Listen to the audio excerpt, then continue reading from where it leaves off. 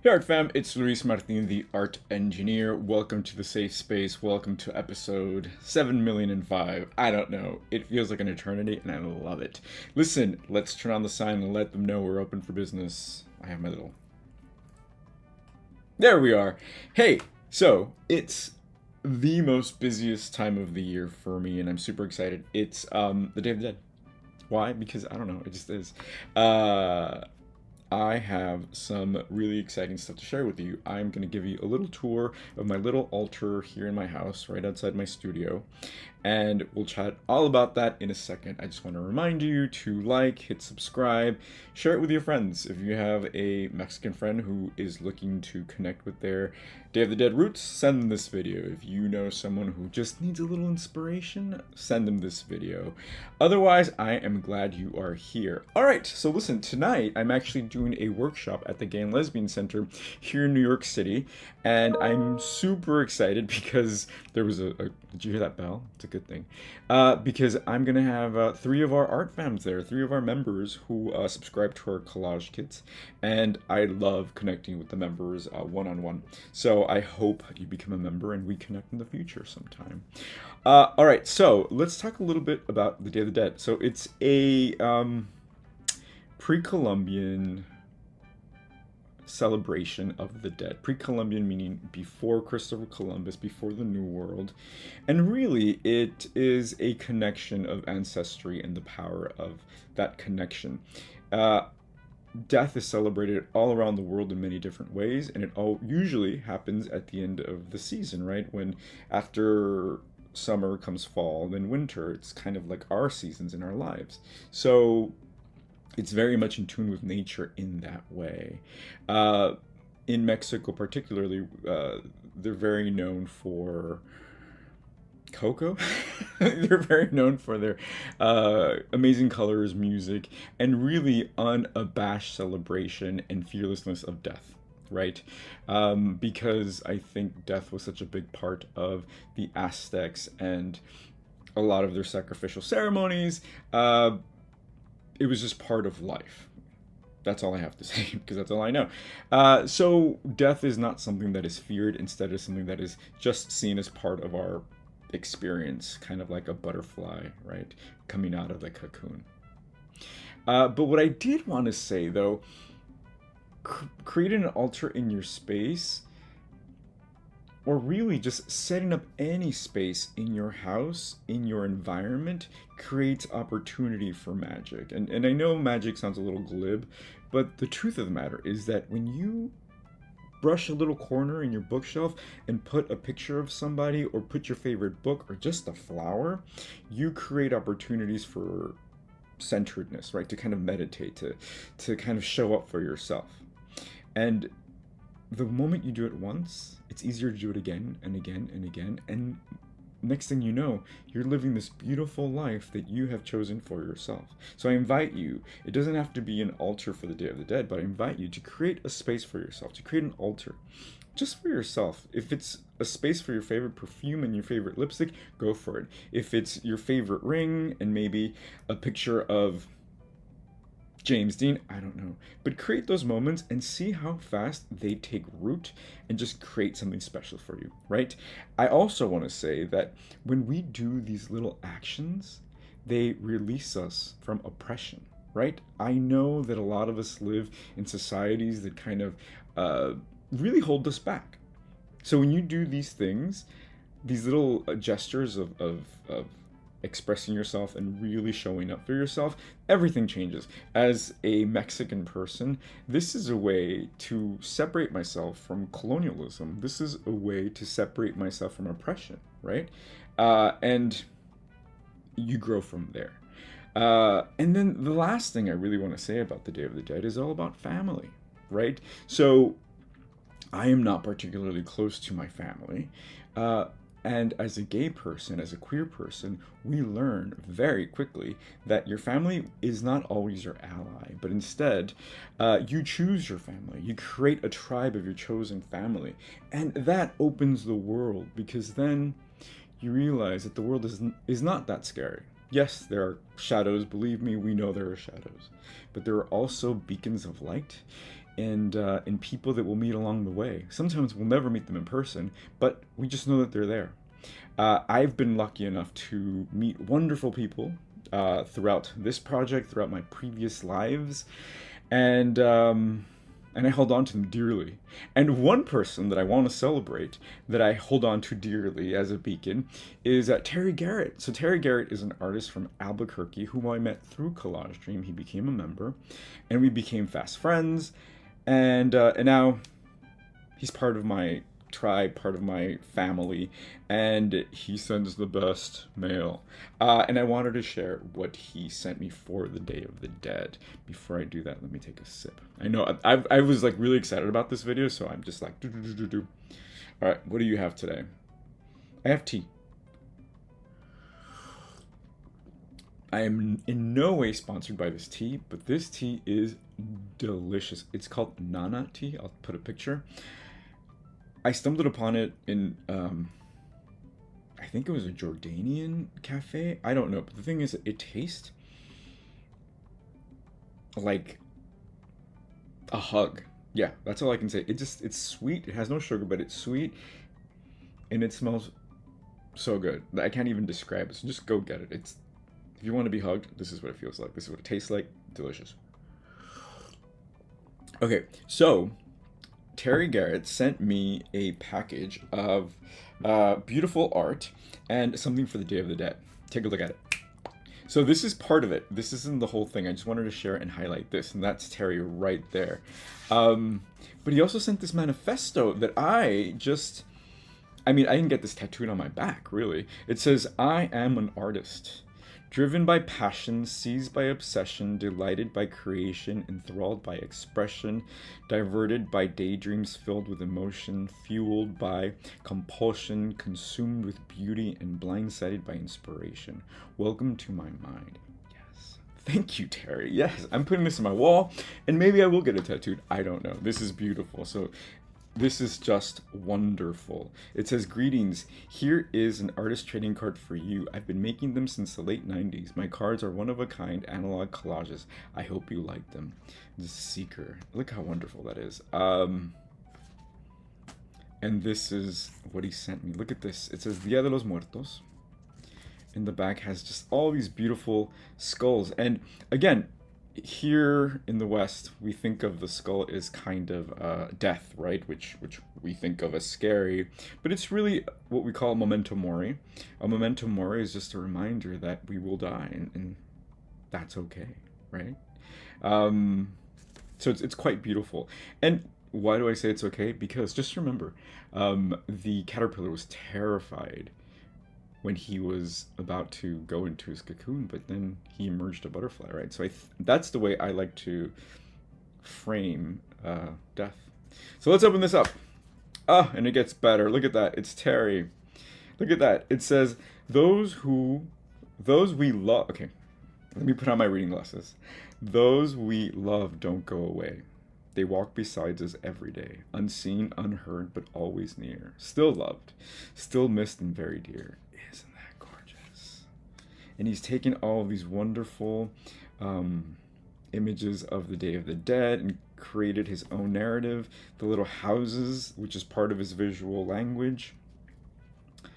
Oh, look at that. Isn't that fun? So here's the thing. You don't have to be Mexican to celebrate the Day of the Dead at all. But what I do say is make it your own, right? Look, he has made this absolutely his own expression. Isn't this wonderful? Terry Garret, thank you so much. As always, I'm sending you hugs and I'm giving you tons of great vibes. Always. So that's the thing. The whole thing about Day of the Dead is connection, right? I will forever be connected to Terry as long as I have facility of my mind. And even then. So I'm excited to invite you to look for that. If you feel completely isolated, know that you can connect to people across time and space by just kind of really honing in, right? Let's hone in. Okay, so this is going to be a short video. I'm going to take you to my altar. It's not encapsulated in a room, so the sound might be a little different. And see what I can share with you there. All right, you ready? Let's go. Garrett fam, it's Luis Martin. Welcome to my hallway. This is also the place where I put my Day of the Dead altar every year. So let me step over here and I'll let you take a look. So this is my setup. Like always, there are traditions and there are ways to do things. But for me personally, I did not grow up with the Day of the Dead altars in our house. We never put one up really. So I never really learned. So when I moved to New York, a way of making myself feel at home and grow roots in New York was to create and to celebrate the Day of the Dead through an altar. And in many ways, we lose a lot of our connection to our ancestors, to our homes when we leave, right? When we have to leave. So it's okay to use traditions, old traditions, as questions, as inquiries, as to, wait, where do I come from and how, what does that look like now? So in many ways, I've created a new tradition of the Day of the Dead as we would have celebrated in Mexico, right? So what stays the same is the connection to the people that I love. So here we have a few pictures of some of the people that I want to celebrate. We have a lot of flowers, a lot of color. We have some Day of the Dead bread, and I'll talk more about that in a second. And a lot of skulls, right? The idea of the skull being what? A memento mori, right? To remember that it's just a part of life, and we're all going to transform, as we do in life always anyway, right? Um, so really quick, I have some offerings here. I have an apple that I got at apple picking last week. We have some gourds. We have some plants. Of course, I would never not offer some coffee to my loved ones. And we have some water over here. Now, the idea of the bread, what do you think bread, right? So bread is just one thing because they also bring food and drink. But bread, imagine when people come over, you want to break bread with them. You want to offer them something so they feel at home and they feel nourished. So in many ways, the Day of the Dead bread, pan de muerto, is that it's not made of the dead. It's just an offering, right? To welcome and feel at home. Normally, there is a cross on top. This is kind of a gigantic, it almost looks like a tarantula. But the cross represents the cardinal directions, right? Because they're coming from all over the place to meet you at the center. What else do we have here? I also have my tarot cards. I always love to use my deck to kind of pull in energy and talk about what wisdom is out there, right? So let me pull a collective card right now, asking my ancestors what message they might have. Yeah, that's a way of connecting with the cards and with your ancestors. This is just a tool of reflection. So I'm going to ask, all right, what collective message can I offer? Ooh, the Six of Pentacles. The Six of Pentacles is about receiving, as you can see in the picture. I'll put it on the image. Pentacles obviously mean money. It also means earth. The six is a great number of balance and collaboration. So the idea of, in this context of asking, it's about receiving, right? How wonderful is that? Okay, so also, as part of the traditional altar, we have the Sampasuchi flower. This is fake, but these are real. They die really fast, and they kind of smell funky, but we love them all the same, and we place them everywhere. Now, I just wanted to point out some interesting people in my altar that I want to celebrate. For instance, here I have Doña Pachina, who is my stepmother's mother, who was just the sweetest old lady who came to the US from El Salvador already in her 70s. And she was like, where am I? Why am I here? But she was a beautiful person, and I got a huge pineapple piñata for her that one year. We have Rashida's mom, who's one of our members in Art Stars, Art Fam. And I think that's really important to be able to hold space for your own community, for your people, right? We also have, we're covering him a little bit here. We have one of our Art Fam, Matt, who passed away last year, I believe, and we still remember him. We celebrate him, and this is actually his mother. He sent me a picture of his mother. So, again, holding space and just holding them dear, right? Behind this, you can't really tell, but I'll move it,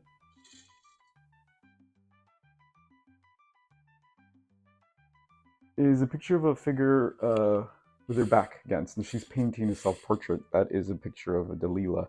I've spoken about her before. She is someone that I met when I was in high school, and really has shaped my life in many ways. Delilah was this wonderful, radiant being in my school. I went to an art magnet school, Fairfax High School in California, in LA, and it was full of great artistic people. So it was hard to stand out, but this star just was beaming. She had this beautiful mop of hair, and her eyes were just, she was amazing. And I was always intimidated by her. I was like, oh, that's someone I'd love to meet, but I was like, I'm never gonna. But one day, I was I had been chosen to be part of an internship at this artist studio, Gronk, and on the last day, Delilah showed up, and I was like, oh my god! And we were all working on a collaborative mural, and I'm like, I'm gonna talk to her. I'm just gonna go up and talk to her. And I started talking to her, and we became fast friends. And she was like, yeah, I'm going to New York tomorrow, and then I'm going to Paris with my uncle. And I was like, wow, like those are the two places I've always wanted to go. Um, and I accidentally got some paint on her hair, and she was like, "Oh, don't worry about it; it'll come off." And she was just a beautiful person, and it was a lesson of teaching me, like, you know what? People are people. We all connect at some level, right? So don't be afraid, because you might not get the opportunity. So the next day, I found out that she had passed away in an accident, and seeing how brilliant she was and how much life and energy really taught me that you got to use everything you got right now, because you might not have a chance to make good on it later, right? So she touched me in many ways. So I celebrate her and her energy. She is an archetype in my book. So that's Delilah. Hey, Delilah. I have my dogs, Mushu and Lola, who passed away, but are still very much running around. We have my husband's father, who passed away a few years ago. We celebrate him every day. I see him and my husband. um, but so this is what we do, right? This is how you can tell the stories, because believe it or not, our very long, loaded lives become a one sentence storyline, right? At some point, I'm going to be, oh yeah, that guy that moved to New York and did YouTubes until he was 120. That's perfectly fine, right? But if you think about it, right, we think about, oh, Marilyn Monroe. Oh yeah, she was that tragic beauty. We just boiled on to a breath of words. So I invite you to take charge of your narrative. How do you want to be remembered? Not to everybody, but to yourself. How do you want to be remembered? And think, yeah, I did my best. I made art. I celebrated my gifts, right? So that's as memento mori as it gets. If you have any questions, let me know. I'd love to tell you more about what's going on. I don't have too much time to go into detail, but of course, I do have my mezcal here that when we set up the altar, Elvis and I had a shot because it was a beautiful moment to celebrate. And I'm gonna light the candles just to create more light in the world, and then we'll call it a day.